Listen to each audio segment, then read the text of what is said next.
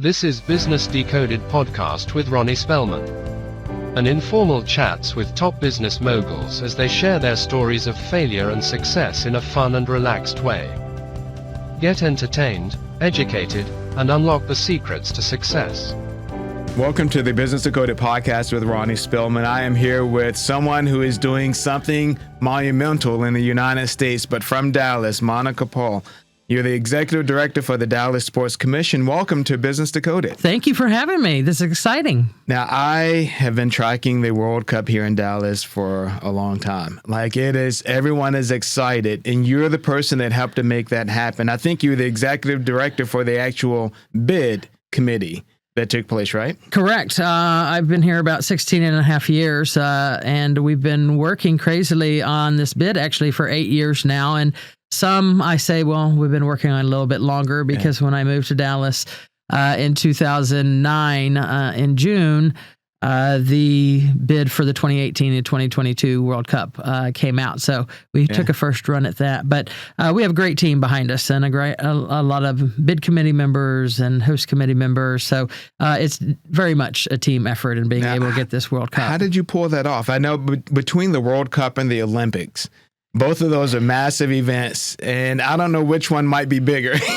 Right? Soccer is so huge around the globe. I'm going to tell you, I've been to 2 Olympic Games as official delegate, and I had the chance to go to Russia and Qatar just to take a look. Those are my first 2 World Cups, and both are very special events, but there's something about the energy, passion, the culture, the love for the sport with a World Cup that I think if people haven't been there, they're in for a delight come 2026. Now, I love American football, college level, professional football, but soccer is just, you're right, it's a whole nother dynamic. And I've not been across the world to a soccer event, but it's a big deal, isn't it? Well, absolutely. And the growth that we're seeing here in the United States, not only on the MLS side and how that's kind of growing and new teams coming on board, but you're seeing fans, the Premier League starting to really be shown on TV and people starting to follow those teams, the Club World Cup that is about to end here and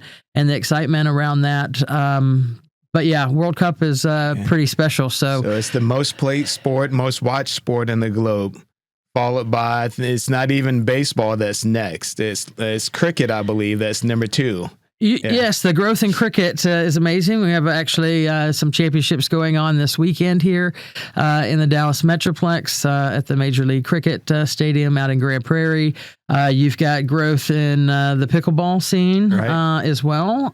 Rugby is one that we're actually really following as well because of the opportunity to host the Rugby World Cup in 2031 and then the Women's Rugby World Cup in 2033.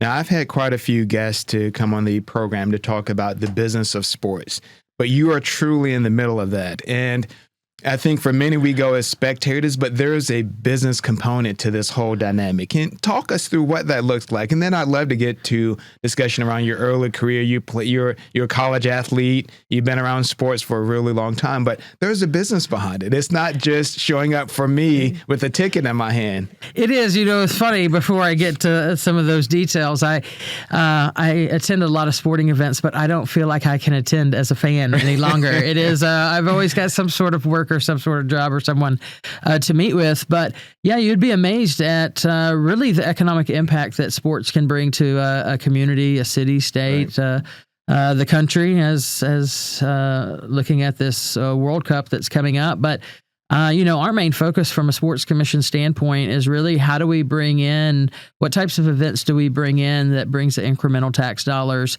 into the city? So we're really looking at it from how many people are staying in hotels? They're eating in restaurants. They're shopping. They're getting out to visit our attractions, and that transfers into a lot of economic impact. I mean, just last year alone, and last year wasn't one of our largest years, but we had over $650 million in economic impact in the events that we host. And that can take a lot of different angles. That can be a lot of youth sports. So we're very big into cheerleading, National Cheerleaders Association, their All-Star National Championships, Lone Star Classic, USA Volleyball. We just finished up hosting So we've got a lot of amateur stuff, but then we also have the collegiate sports, so basketball or college football, very into. So now we have the women's championship for college that is here locally. It's been here for a few years, which is a really big deal for many. Yes, absolutely. March Madness. March Madness. We hosted 2 record-breaking NCAA women's Final Fours. We've got another one coming up in 2031, another men's Final Four in 2030. Right.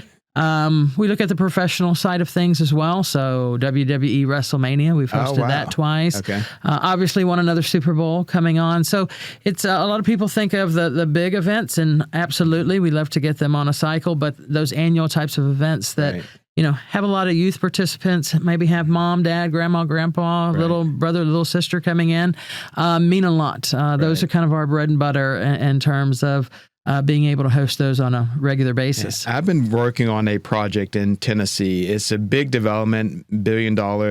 They have a housing component, residential housing, then they have temporary housing. It's a huge complex, 500 and plus acres. They're looking to have a major stadium and several small stadiums. And the reason it came about is the founder of the project had a call from a friend. His daughter is a Olympic level skater. And a friend called and said, would you like to build a business around this volume? And he said, well, tell me more. And he was describing a youth sport competition that he was attending in Florida. Mm-hmm. And he spoke about the number of people coming, and it astounded him at the complexity of the events. Complexity meaning there's just so a lot to generate. There's revenue for restaurants and, like you mentioned, the hotel. But these are massive. Oh, without a doubt. I mean, our national all-star or NCAA all-star national championships on the cheerleading side, you can have over 65, 70,000 people in a convention center supporting their kid as well as the participants, on the 30,000 range for a 3-day event. One of our volleyball events tends to go over 3 different weekends. Our convention center, Kay Bailey Hutchinson Convention Center, which is about to go through some renovation and a new convention center is developed.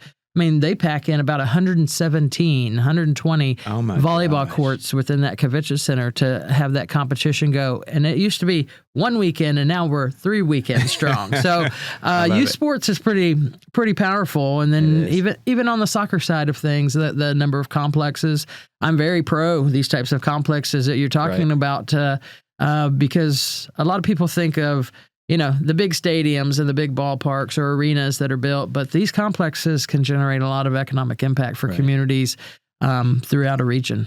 So you don't deal with, on your end, you don't deal with concerts and the like. You just truly the sporting side of the sporting side. You can look at WWE WrestleMania maybe a little bit as sport and entertainment, which that is a very unique case, but something that we've been very successful with as well, and has a huge international following. Have you seen any drone competitions come through, or is that under the sporting side? Yes, sporting side, drone competitions. We also have hosted, I think, for the last 4 or 5 years, Vex Robotics World Championships that draw a very big international crowd as well. DreamHack, a lot of esports. I was going to ask about esports. Yes. World Food Championships. So World Food Championship. Yeah, the Super Bowl of food, basically. We haven't hosted that in a year or so, but we had a good 3 or 4 year run there. And chefs, amateur chefs. I know you watch country. every year the hot dog eating contest. I just saw that. Yes, I haven't hosted that one. I think we have Ultimate Ninja Warriors World Finals this weekend. Yes, over at the Dallas Market Hall. So there's a little bit for everyone here. I'm a fan of the American Ninja Warrior competition. Those are so exciting. My daughter, at one point, she was a gymnast when she was young. And so she applied to be on the American Ninja Warrior program, the junior version when she was young. But a great competition. Oh, without a doubt. And you see, maybe people who didn't even start out, maybe or played college or professionally or anything like that, still be able to participate in sport in numerous levels. So, how'd you get your start in sports? Like, why is sports your thing? Podcasts are so popular, even monkeys are doing it. 75% of Americans listen to podcasts monthly. That's 210 million people in the United States alone. And yes, podcasts are profitable. Joe Rogan is making $30 million per year. your content, your knowledge is worth sharing. Don't just dream it, do it. Visit andycostafilms.com/podcast and turn your content into leaks. So how'd you get your start in sports? Like, why is sports your thing? Well, I've been involved in sport my whole entire life. So even playing as a young kid, growing up, I played volleyball, basketball, ended up playing golf in high school, did some discus and shot put and track. Wasn't necessarily a runner there. Softball, we didn't have a team in high school, but I played on the little league side of things. So sport was always a big part of my life. And is that just from family background, or is just you found it on your own and just probably a little bit of both? Okay. My aunt played volleyball, my mom and some of my uncles and stuff played sports. So I kind of naturally fell into it, and it became a really big piece of my world. And I thought I was going to be a coach, many years ago now when I was growing up. I didn't know there were opportunities in sport business or even broadcasting or anything like that. So I really only thought coaching was that direction.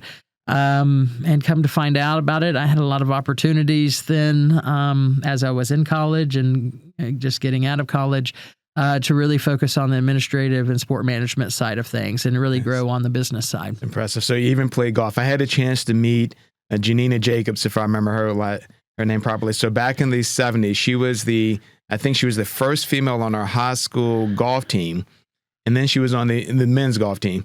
And then she was on the men's golf team in college because things were just changing a lot, and she competed well. And so, but back in that period of time, she's good. So she still writes about golf today, I think, for a couple of different magazines, sporting magazines, Sports Illustrated.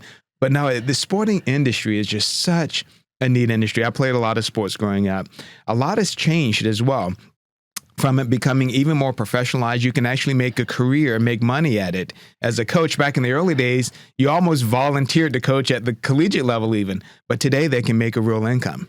Oh, without a doubt. The change in NIL, what you're seeing there for athletes within the college scope of things, what the coaching profession brings now, and maybe even not only in the college ranks, but even kind of trickling down, maybe even in some of the high school ranks as well. So a lot of opportunity, I think, for people who want to be in the sporting business industry. So coaching definitely is a business these days, but way more opportunity, I think, and resources. So for young people looking to build a career in sports, there's more than just going to the pros and playing as an athlete. You can get into, you mentioned management, but before you answer that question on how a young person would get into the sporting business, you were a collegiate athlete. Tell me the story about how you got to college and what sport you played and your journey. Yes. So I actually got a scholarship to Mary Hardin-Baylor in Belton, Texas.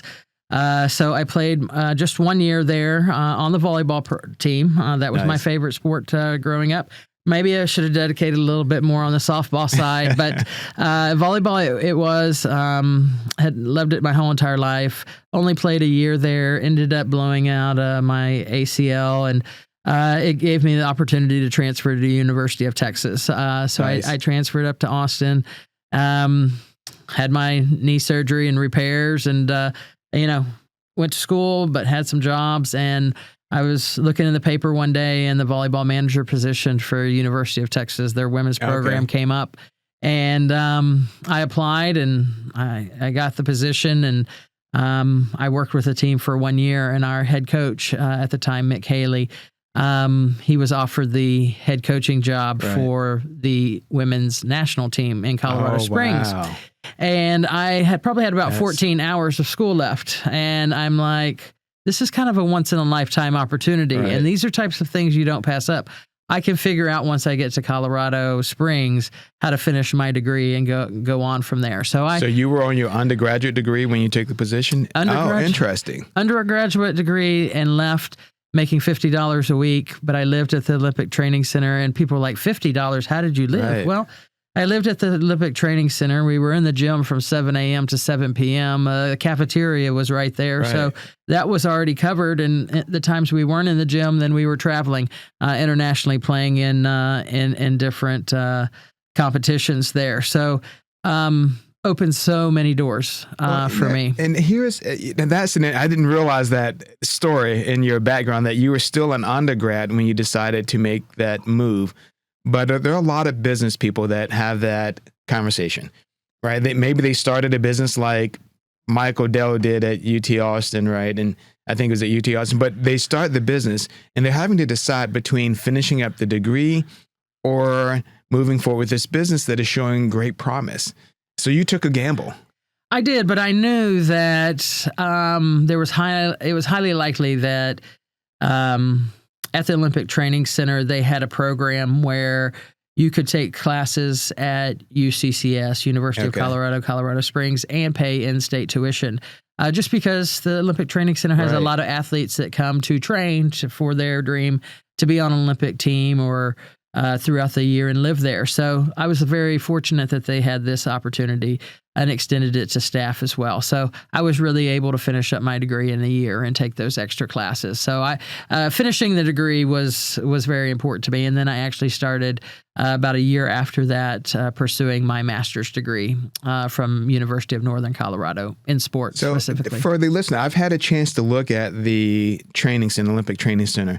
Tell the public and the listener what that is. I don't think many people know what it is and that it exists. Well, I'm sure it's changed a little bit over the years, but I lived there a good 4 years, I guess, 4 or 5 years. But it's a location there in Colorado Springs that has dormitories, has a full-on cafeteria, has a very extensive weight room, physio area, training area, sports psychologists there, gymnasiums, pools, and it's whether it's volleyball, wrestling, weightlifting, taekwondo, judo, there's a shooting center there on site, and this is the location where our national governing bodies can utilize this to bring in full residency programs. So these athletes come and that's where they train every day and they live every day. Or there can be special camps or junior national teams, the up and coming, come to really train. But you have all of these resources available to athletes to help them try to get to that next level and really prepare these athletes to be on the world stage and get to their dream of being in Olympic Games and hopefully medaling. And across the world, we're structured differently. Every country is structured differently. Some are entered into either government type sponsor program that gives them that kind of support, but this is all non-government related, right? It's all private, nonprofit related work. So it's a really neat model. Yes, these national governing bodies, so, the USA Swimmings, USA Volleyball, USA Judo, shooting, fencing, whatever it may be, they have to support a lot of these national team programs and the athletes that are participating on the national teams. And sometimes that's at various levels, obviously, of what support means across the different sports. But the sponsorships for these sports and for these Olympic athletes or future Olympic athletes is very important. There's a high performance program that the U.S. Olympic and Paralympic Committee have and put together and work with these national governing bodies every year. But a lot of these athletes, they may be training full time, but they also then need to go find maybe a job as well. So they're juggling both. And I'm glad you brought that up because I was going to mention it as well, is that they're training at the highest level to get to the Olympics, but they have to do regular work. They have to find a way to make a living in the process of training. So they're burning it on both ends. Getting ready for a competition, but also trying to pay their regular bills. Yeah. And many of them have families as well. And you think about the international travel that goes along with not only the training piece of it, but getting to these competitions to kind of gauge where they're at in their development, participate for your country, whether it's Olympic Games, World Championships, World Cups. very, very impressive what these athletes are able to do. So you completed your undergraduate degree at University of Texas at Austin, and then you completed your master's at the University of Northern Colorado. And then what happened from a career perspective? How did you end up staying in sports? So I think a lot of people might think the only path could be going into high school or K through 12 education, physical education or sports or something, but you moved in a slightly different direction. Yeah. So while I was getting my master's degree and when I was still with the national team, I really took on an expanded role. So I didn't make that $50 a week for very long. Sure. We had some staff departures and I took on more responsibility, but it really gave me an opportunity to whether it's work with sponsors, understand the travel elements, really understand the event management to be able to see a lot of these major events going on. I mean, I traveled to 27 different countries, Olympic Games, World Cups, Grand Prix. So we're able to really, as I was doing my job, kind of see the bigger picture and the other opportunities that were out there. And I had some great mentors and other leaders along the way that I was able to learn from. After the Sydney Olympics, well, maybe about 2001, I left and went back to Austin and worked for Junior Volleyball Association of Austin. And I was the director of events and sponsorships, I think, might have been the title. And my job was to put on some of those large youth volleyball tournaments, the largest in the country, whenever I went back to Austin. And we hosted here in Dallas, there was San Antonio, Austin, some other smaller ones in Houston and throughout Texas. But then that really allowed me to understand the ins and outs, what a budget was and how important that was, the cash flow, sides of things, how to go out and get a sponsor, what they were looking for, rejection. But this job allowed me to understand what I really enjoyed, my strengths and weaknesses, the things I really enjoyed to do versus stuff that I'm like, like calling somebody, cold calling for tickets. That's not something that I really find appealing. But sometimes you got to do those things as well for your organization and for you to be successful. So that was really my next step there. Through the national team, we had a statistical and video analysis program that we used. It was Italian developed and based, so we worked directly with the owner of that company and to further develop it for what our needs were, and ended up having obtaining the rights to it in the United States to sell to universities and club programs and that sort of thing. So that also gave me the opportunity to try to develop some on the business and servicing side of things. And I don't know, after that, I kind of took a little break for a second. Might have suffered some burnout a little bit at a younger age. Yes. And then ended up at USA Taekwondo and then the National Senior Games, back to USA Volleyball, and then here back to Dallas. My daughter is a gymnast, so she was a competitive gymnast since she started gymnastics at 2 and then progressed into a competitive gymnast. She was state champion in a couple of different states. But what's neat when I look at gymnastics and sports in general, in Taekwondo, she took Taekwondo and they wanted her to compete in Taekwondo. Great sport, by the way. Absolutely incredible sport. When I look at the Dallas market, so you're now here in Dallas, what I find amazing about Texas and Dallas in specific is that there is this ecosystem of business entities. So you've got the Dallas Sports Commission, you have the Dallas Regional Chamber of Commerce, you have all the local city chambers of commerce, and there's so much collaboration between those various different entities. And then you've got some other groups that are focused on economic development that might be in or outside of the chamber. But the ecosystem here is amazing. I've lived across the country, and I don't know if I've seen what I've seen as much of a vibrant partnership between those different entities. Can you speak to that? And I think around the country, there could be some people listening that are trying to figure out how to do what you've done and the others have done here in Dallas. There is a spirit here that is sometimes very hard to put the correct words on. We talk a lot about Texas hospitality, but when you get to the business community here and everybody rallying around, there is an entrepreneurial kind of maverick can-do spirit of, hey, we want to be the best. Yeah. We're going to work together to figure out how to be the best, but with our partners that Right. we're trying to work with, how do we create the win-win partnerships across the board? And I've had a unique ability or opportunity really to be on the client side. So I was a client of Dallas before I was working here in Dallas. But then I also had events all throughout the country. So I had an opportunity to see when I was on the client side how other sports commissions and cities worked. And then when I got here, I'm like, okay, I know some, the low-hanging fruit of certain things that I think we really need to develop. But quite honestly, it was already here. And a lot of people were, already working together. And I think we've just realized the success that we've had and the big wins that we've had. And how can we continue to do that? I mean, we were named #1 sports business city. Yeah. I'm the one who gets to go out and talk about it a lot, but really I'm only a small piece of the puzzle because of the groups that you've mentioned. One, our professional teams, yes, they're there to sell tickets and win and that sort of thing, but they also realize the opportunity to give back and the importance to be integrated into the community.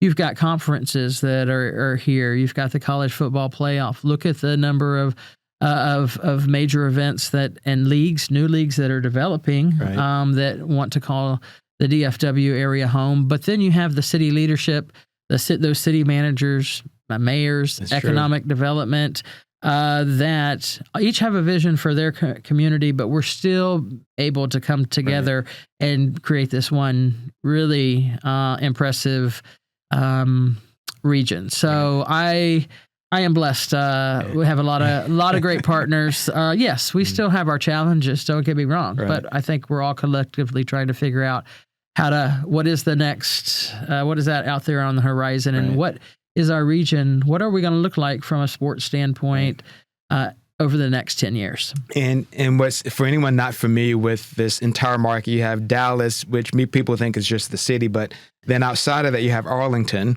which is that's where the Cowboys play their games. And then you have in Frisco, I think Frisco is noted as the sports capital of the country, right? And what they've done, and then you have FC Dallas, the soccer team based in that Frisco community. But you have all of these communities that make up this region. That is just impressive. I've been absolutely amazed by the sports community here. Yes. I mean, it takes all of us, I think each of the cities and even the smaller ones in between, to make up our sports ecosystem. I mean, it's very evident, and I know we're going to talk a World Cup here in a little bit, but in Dallas, games are bigger, matches are louder, and championships are sweeter. From high-stakes tournaments to showdowns to rivalries, we celebrate every win. Behind the scenes, the Dallas Sports Commission drives our sports success, booking major events and supporting our community. With every goal, touchdown, or cheer, it's hard not to win in Dallas. Stay up to date on the #1 city for sports business. Visit dallassports.org. With this World Cup, there and most of the time other major events as well, there's not one city technically here within the Metroplex that could host it on their own, right? Due to the infrastructure needs. Some have the facilities, and each city has different types and sizes of facilities that make great hosts for certain events. But you have to have the facility, you have to have the hotel infrastructure, the things to do, the transportation system that goes along with it. I mean, we are blessed with DFW International Airport and Dallas Love Field. Our central location bodes well for us here throughout central location throughout the United States. The corporate community is a big piece of that. And, they have different headquarters throughout this region as well. I was going to say, so I've spent a lot of time understanding the business side of the community, which you mentioned a few items that reminded me. I moved an office here some years ago. I had a national search, decided to move it to Irving. And part of the reason was because it was split between East and West Coast. It was easy to get in and out. There's a huge employee base here, some great universities, and it made complete sense to put it in this market. The weather, you can't control the weather, but the weather here is temperate, so you can you can kind of count on reasonably decent. It's not too cold. It sometimes can be a little warm, but the temperature and the environment is just amazing. Yes, I try not to talk about the climate so much after that 2011 Super Bowl. Right. But yes, I think you're right, and I think the facilities.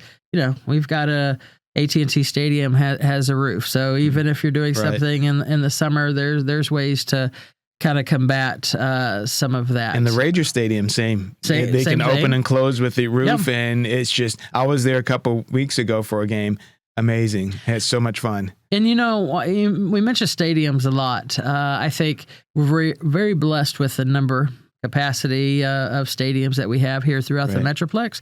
But what I'll also tell you is all of those owners and cities, it's not just build it and let's wait to see what it looks like in 30 years. Right. There is development and renovations and modifications to keep those the lifelong. I mean, let's keep these facilities available as long as we can. And sometimes that means additional technology as well. And you're right. I think my mother came to the stadium, the AT&T Stadium, when it first opened many years ago. I think it's been around almost 20 years 2009. 2009. So it's been around for a while, and it still feels new. It still feels like a modern facility. Well, they're just finishing up their first major renovation on both sides. So suites and club areas, major areas. So those attending Cowboy games this season will see a refreshed stadium, and for us, just in time for the World Cup as well. Not that it was in any terrible, it was not bad shape, but I've seen some of what they've done. It looks great. Monica, we're at the end of this program. I definitely want to have you on and spend more time discussing the FIFA World Cup.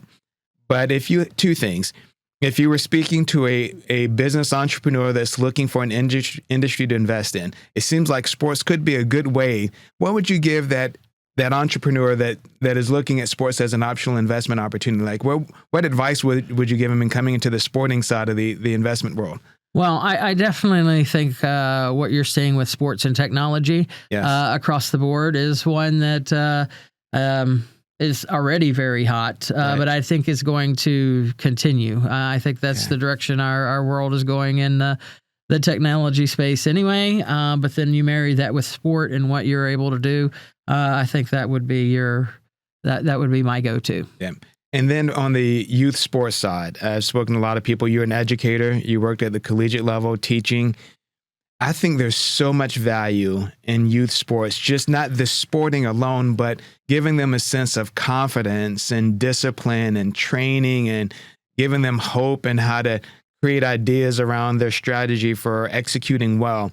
What would you say to the parents in youth sports, having worked in youth sports for a lot of your career? Oh, I think it's absolutely important for parents to get their kids involved in youth sports. It creates so many values, the ability to work with others. So, team sports, learning how to work with other people in the workplace, how to deal with adversity. You may not always get the result on the court that you want. You're going to have that more often maybe than not in life going forward. When I grew up mainly playing team sports, but then I worked at USA Taekwondo, and Taekwondo is a really more individual sport. And that actually taught me a lot on how to approach certain things, because you've got to be able to do stuff, kind of on your own and maybe what's best for you or your own, certain position, but then it actually relates to a greater team. So I think those kids that grow up playing sport, and they don't have to end up being a professional athlete or even going to college, but the values that I think sports provides, and I think on the Sports Commission side, it's a key pillar for us through these major sporting events. What are ways that we can give back to the youth or provide them opportunities through sport that they might not otherwise have? And sometimes it is just being able to even attend a sporting event. Some of those underserved areas don't have that opportunity. And I will note that you work with some amazing business leaders, Dan Hunt and Jared Jones and the family. And so I've enjoyed hearing your experience on your side from a sports business perspective. So I appreciate it. Thank you very much. Yeah. Thank you for joining us on Business Decoded with Ronnie Spellman. We're very delighted to have our guest, Monica Paul, who is the Executive Director or the Dallas Sports Commission. So I appreciate you joining us and telling us about the business of sports. Yeah, thank you. Thank you for listening to Business Decoded podcast with Ronnie Spellman. Please be sure to subscribe and share and stay tuned for more incredible Business Decoded episodes.